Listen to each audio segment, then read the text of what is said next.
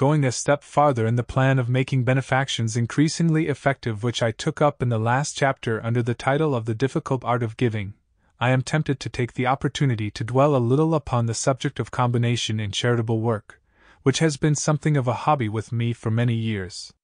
If a combination to do business is effective in saving waste and in getting better results, why is not combination far more important in philanthropic work?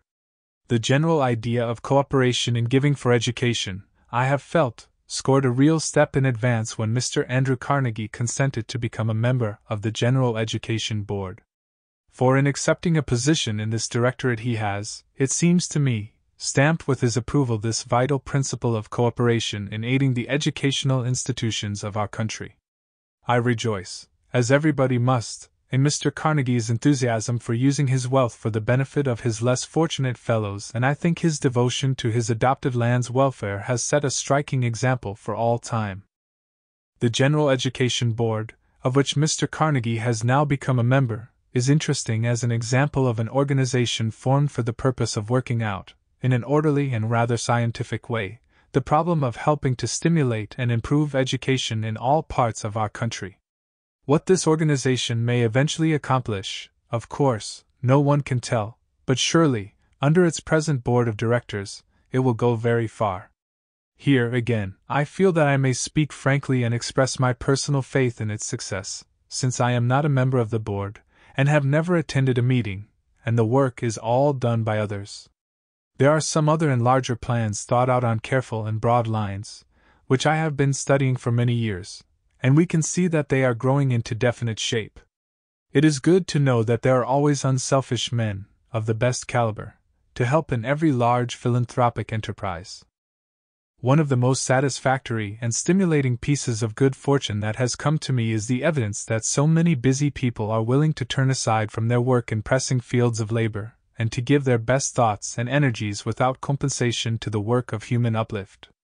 Doctors, clergymen, lawyers, as well as many high-grade men of affairs, are devoting their best and most unselfish efforts to some of the plans that we are all trying to work out. Take, as one example of many similar cases, Mr. Robert C. Ogden, who for years, while devoting himself to an exacting business, still found time, supported by wonderful enthusiasm, to give force by his own personality to work done in difficult parts of the educational world, particularly to improving the common schools system of the South. His efforts have been wisely directed along fundamental lines which must produce results through the years to come. Fortunately, my children have been as earnest as I, and much more diligent, in carefully and intelligently carrying out the work already begun, and agree with me that at least the same energy and thought should be expended in the proper and effective use of money when acquired as was exerted in the earning of it. The General Education Board has made, or is making, a careful study of the location, aims, work, resources, administration, and educational value, present and prospective, of the institutions of higher learning in the United States. The board makes its contributions, averaging something like $2 million a year, on the most careful comparative study of needs and opportunities throughout the country. Its records are open to all. Many benefactors of education are availing themselves of these disinterested inquiries, and it is hoped that more will do so. A large number of individuals are contributing to the support of educational institutions in our country. To help an inefficient, ill-located, unnecessary school is a waste. I am told by those who have given most careful study to this problem that it is highly probable that enough money has been squandered on unwise educational projects to have built up a national system of higher education adequate to our needs if the money had been properly directed to that end. Many of the good people who bestow their beneficence on education may well give more thought to investigating the character of the enterprises that they are importuned to help, and this study ought to take into account the kind of people who are responsible for their management, their location, and the facilities supplied by other institutions round about. A thorough examination such as this is generally quite impossible for an individual, and he either declines to give from lack of accurate knowledge, or he may give without due consideration. If, however, this work of inquiry is done, and well done, by the General Education Board through officers of intelligence, skill, and sympathy, trained to the work, important and needed service is rendered. The walls of sectarian exclusiveness are fast disappearing, as they should, and the best people are standing shoulder to shoulder as they attack the great problems of general uplift. Just here it occurs to me to testify to the fact that the Roman Catholic Church, as I have observed in my experience, has advanced a long way in this direction. I have been surprised to learn how far a given sum of money has gone in the hands of priests and nuns, and how really effective is their use of it. I fully appreciate the splendid service done by other workers in the field, but I have seen the organization of the Roman Church secure better results with a given sum of money than other church organizations are accustomed to secure from the same expenditure. I speak of this merely to point the value of the principle of organization, in which I believe so heartily. It is unnecessary to dwell upon the centuries of experience which the Church of Rome has gone through to perfect a great power of organization. Studying these problems has been a source of the greatest interest to me. My assistants, quite distinct from any board, have an organization of sufficient size to investigate the many requests that come to us. This is done from the office of our committee in New York. For an individual to attempt to keep any close watch of single cases would be impossible. I am called upon to explain this fact many times. To read the hundreds of letters daily received at our office would be beyond the power of any one man, and surely, if the many good people who write would only reflect a little, they must realize that it is impossible for me personally to consider their applications. The plan that we have worked out, and I hope improved upon year after year, has been the result of experience, and I refer to it now only as one contribution to a general subject which is of such great moment to earnest people, and this must be my excuse for speaking so frankly. The reading, assorting, and investigating of the hundreds of letters of appeal which are received daily at my office are attended to by a department organized for this purpose. The task is not so difficult as at first it might seem. The letters are, to be sure, of great variety, from all sorts of people in every condition of life, and indeed, from all parts of the world. 4/5 of these letters are, however, requests for money for personal use, with no other title to consideration than that the writer would be gratified to have it. There remain numbers of requests which all must recognize as worthy of notice. These may be divided, roughly, as follows: the claims of local charities. The town or city in which one lives has a definite appeal to all its citizens, and all good neighbors will wish to cooperate with friends and fellow townsmen. But these local charities, hospitals, kindergartens, and the like, ought not to make appeal outside the local communities which they serve. The burden should be carried by the people who are on the spot and who are, or should be, most familiar with local needs. Then come the national and international claims. These properly appeal especially to men of large means throughout the country, whose wealth admits of their doing something more than assist in caring for the local charities. There are many great national and international philanthropic and Christian organizations that cover the whole field of worldwide charity, and while people of reputed wealth all receive appeals from individual workers throughout the world for personal assistance, the prudent and thoughtful giver will, more and more, choose these great and responsible organizations as the medium for his gifts and the distribution of his funds to distant fields.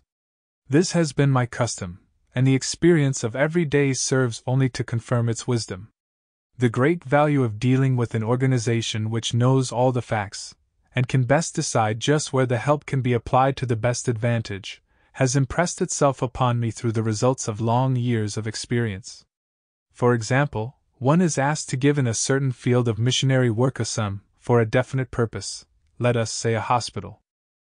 To comply with this request will take, say, $10,000. It seems wise and natural to give this amount. The missionary who wants this money is working under the direction of a strong and capable religious denomination. Suppose the request is referred to the manager of the board of this denomination, and it transpires that there are many good reasons why a new hospital is not badly needed at this point, and by a little good management the need of this missionary can be met by another hospital in its neighborhood, whereas another missionary in another place has no such possibility for any hospital facilities whatever. There is no question that the money should be spent in the place last named. These conditions the managers of all the mission stations know, although perhaps the one who is giving the money never heard of them, and in my judgment he is wise in not acting until he has consulted these men of larger information. It is interesting to follow the mental processes that some excellent souls go through to cloud their consciences when they consider what their duty actually is. For instance, one man says, "I do not believe in giving money to street beggars." I agree with him. I do not believe in the practice either. But that is not a reason why one should be exempt from doing something to help the situation represented by the street beggar. Because one does not yield to the importunities of such people is exactly the reason one should join and uphold the charity organization societies of one's own locality, which deal justly and humanely with this class, separating the worthy from the unworthy. Another says, "I don't give to such and such a board, because I have read that of the money given only half or less actually gets to the person needing help." This is often not a true statement of fact, as proved again and again, and even if it were true in part, it does not relieve the possible giver from the duty of helping to make the organization more efficient. By no possible chance is it a valid excuse for closing up one's pocketbook and dismissing the whole subject from one's mind. Surely it is wise to be careful not to duplicate effort and not to inaugurate new charities in fields already covered, but rather to strengthen and perfect those already at work. There is a great deal of rivalry and a vast amount of duplication, and one of the most difficult things in giving is to ascertain when the field is fully covered. Many people simply consider whether the institution to which they are giving is thoughtfully and well managed, without stopping to discover whether the field is not already occupied by others, and for this reason one ought not to investigate a single institution by itself, but always in its relation to all similar institutions in the territory. Here is a case in point. A number of enthusiastic people had a plan for founding an orphan asylum which was to be conducted by one of our strongest religious denominations. The raising of the necessary funds was begun, and among the people who were asked to subscribe was a man who always made it a practice to study the situation carefully before committing himself to a contribution. He asked one of the promoters of the new institution how many beds the present asylums serving this community provided, how efficient they were, where located, and what particular class of institution was lacking in the community. To none of these questions were answers forthcoming, so he had this information gathered on his own account with the purpose of helping to make the new plan effective. His studies revealed the fact that the city where the new asylum was to be built was so well provided with such institutions that there were already vastly more beds for children than there were applicants to fill them, and that the field was well and fully covered. These facts being presented to the organizers of the enterprise, it was shown that no real need for such an institution existed. I wish I might add that the scheme was abandoned. It was not. Such charities seldom are when once the sympathies of the worthy people, however misinformed, are heartily enlisted. It may be urged that doing the work in this systematic and apparently cold-blooded way leaves out of consideration, to a large extent, the merits of individual cases. My contention is that the organization of work in combination should not and does not stifle the work of individuals, but strengthens and stimulates it. The orderly combination of philanthropic effort is growing daily, and at the same time the spirit of broad philanthropy never was so general as it is now. The giver who works out these problems for himself will, no doubt, find many critics. So many people see the pressing needs of everyday life that possibly they fail to realize those which are, if less obvious, of an even larger significance, for instance, the great claims of higher education. Ignorance is the source of a large part of the poverty and a vast amount of the crime in the world, hence the need of education. If we assist the highest forms of education, in whatever field, we secure the widest influence in enlarging the boundaries of human knowledge, for all the new facts discovered or set in motion become the universal heritage. I think we cannot overestimate the importance of this matter.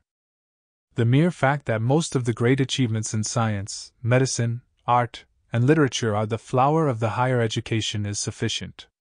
Some great writer will one day show how these things have ministered to the wants of all the people, educated and uneducated, high and low, rich and poor, and made life more what we all wish it to be. The best philanthropy is constantly in search of the finalities, a search for cause, an attempt to cure evils at their source. My interest in the University of Chicago has been enhanced by the fact that while it has comprehensively considered the other features of a collegiate course, it has given so much attention to research. The mention of this promising young institution always brings to my mind the figure of Dr. William R. Harper, whose enthusiasm for its work was so great that no vision of its future seemed too large. My first meeting with Dr. Harper was at Vassar College, where one of my daughters was a student. He used to come, as the guest of Dr. James M. Taylor, the president, to lecture on Sundays, and as I frequently spent weekends there, I saw and talked much with the young professor then of Yale, and caught in some degree the contagion of his enthusiasm. When the university had been founded, and he had taken the presidency, our great ambition was to secure the best instructors and to organize the new institution, unhampered by traditions, according to the most modern ideals. He raised millions of dollars among the people of Chicago and the Middle West, and won the personal interest of their leading citizens. Here lay his great strength, for he secured not only their money but their loyal support and strong personal interest, the best kind of help and cooperation. He built even better than he knew. His lofty ideals embodied in the university awakened a deeper interest in higher education throughout the Central West, and stirred individuals, denominations, and legislatures to effective action. The world will probably never realize how largely the present splendid university system of the Central Western states is due indirectly to the genius of this man. With all his extraordinary power of work and his executive and organizing ability, Dr. Harper was a man of exquisite personal charm. We counted among the rich and delightful experiences of our home life that Dr. and Mrs. Harper could occasionally spend days together with us for a brief respite from the exacting cares and responsibilities of the university work. As a friend and companion, in daily intercourse, no one could be more delightful than he. It has been my good fortune to contribute at various times to the University of Chicago, of which Dr. Harper was president, and the newspapers not unnaturally supposed at such times that he used the occasions of our personal association to secure these contributions. The cartoonists used to find this a fruitful theme. They would picture Dr. Harper as a hypnotist waving his magic spell, or would represent him forcing his way into my inner office where I was pictured as busy cutting coupons and from which delightful employment I incontinently fled out of the window at sight of him. Or they would represent me as fleeing across rivers on cakes of floating ice with Dr. Harper in hot pursuit, or perhaps he would be following close on my trail, like the wolf in the Russian story, in inaccessible country retreats, while I escaped only by means of the slight delays I occasioned him by now and then dropping $1 million bill, which he would be obliged to stop and pick up. These cartoons were intended to be very amusing, and some of them certainly did have a flavor of humor, but they were never humorous to Dr. Harper. They were in fact a source of deep humiliation to him, and I am sure he would, were he living, be glad to have me say, as I now do, that during the entire period of his presidency of the University of Chicago, he never once either wrote me a letter or asked me personally for $1 of money for the University of Chicago. In the most intimate daily intercourse with him in my home, the finances of the University of Chicago were never canvassed or discussed. The method of procedure in this case has been substantially the same as with all other contributions. The presentation of the needs of the university has been made in writing by the officers of the university, whose special duty it is to prepare its budgets and superintend its finances. A committee of the trustees, with the president, have annually conferred, at a fixed time, with our Department of Benevolence, as to its needs. Their conclusions have generally been entirely unanimous, and I have found no occasion hitherto seriously to depart from their recommendations. There have been no personal interviews and no personal solicitations. It has been a pleasure to me to make these contributions, but that pleasure has arisen out of the fact that the university is located in a great center of empire, that it has rooted itself in the affections and interest of the people among whom it is located, that it is doing a great and needed work, in fine, that it has been able to attract and to justify the contributions of its patrons East and West. It is not personal interviews and impassioned appeals, but sound and justifying worth, that should attract and secure the funds of philanthropy. The people in great numbers who are constantly importuning me for personal interviews in behalf of favorite causes err in supposing that the interview, were it possible, is the best way, or even a good way, of securing what they want. Our practice has been uniformly to request applicants to state their cases tersely, but nevertheless as fully as they think necessary, in writing. Their application is carefully considered by very competent people chosen for this purpose. If thereupon personal interviews are found desirable by our assistants, they are invited from our office. Written presentations form the necessary basis of investigation, of consultation, and comparison of views between the different members of our staff, and of the final presentation to me. It is impossible to conduct this department of our work in any other way. The rule requiring written presentation as against the interview is enforced and adhered to not, as the applicant sometimes supposes, as a cold rebuff to him, but in order to secure for his cause, if it be a good one, the careful consideration which is its due, a consideration that cannot be given in a mere verbal interview. It is easy to do harm in giving money. To give to institutions which should be supported by others is not the best philanthropy. Such giving only serves to dry up the natural springs of charity. It is highly important that every charitable institution shall have at all times the largest possible number of current contributors. This means that the institution shall constantly be making its appeals. But if these constant appeals are to be successful, the institution is forced to do excellent work and meet real and manifest needs.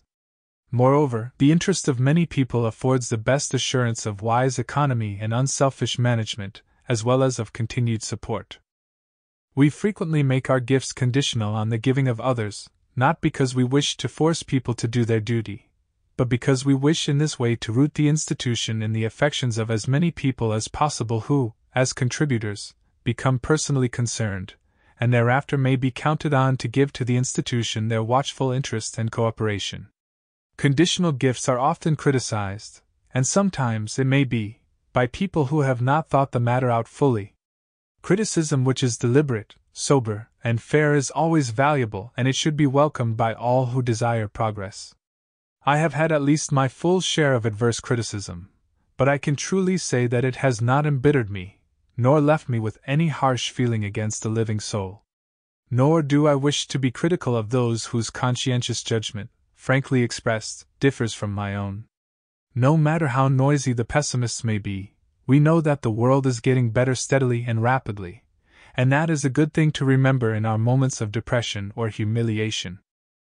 To return to the subject of the benevolent trusts, which is a name for corporations to manage the business side of benefactions. The idea needs, and to be successful must have, the help of men who have been trained along practical lines. The best men of business should be attracted by its possibilities for good. When it is eventually worked out, as it will be in some form, and probably in a better one than we can now forecast, how worthy it will be of the efforts of our ablest men.